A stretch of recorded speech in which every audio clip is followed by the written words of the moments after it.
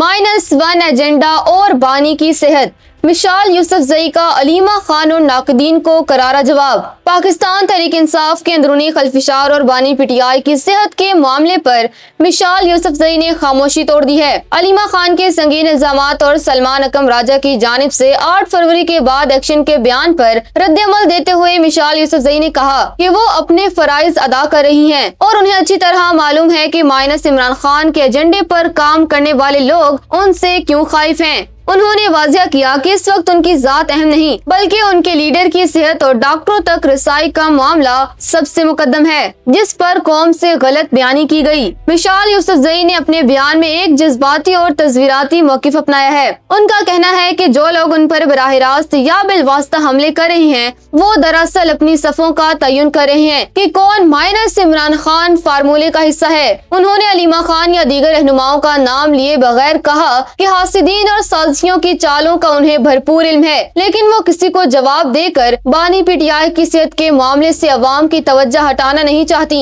ان کا مطالبہ ہے کہ بانی پی ٹی آئی کو فوری طور پر شفا آئی ہسپتال شفٹ کیا جائے تاکہ ان کی آنکھ کا بروقت علاج ہو سکے۔ مشال یوسفزئی نے پارٹی کارکنوں اور عوام سے اپیل کی ہے کہ وہ ان کے نام پر ہونے والی بحث میں الجھنے کے بجائے اپنا نشانہ سیدھا رکھیں اور صرف بانی پی ٹی آئی کی صحت اور سلامتی کے لیے آواز اٹھائیں۔ انہوں نے ان خبروں کو مسترد کر دیا کہ بانی کی صحت کا معاملہ 8 فروری سے توجہ ہٹانے کا پروپیگنڈا ہے، بلکہ ان کے بقول یہ ایک تلخ حقیقت ہے جسے چھپانے کی کوشش کی جا رہی ہے۔ اس بیان نے پی ٹی آئی کے اندرونی بحران کو ایک نیا رخ دے دیا ہے، جہاں وفادار اور غدار کی بحث شدت اختیار کر گئی ہے۔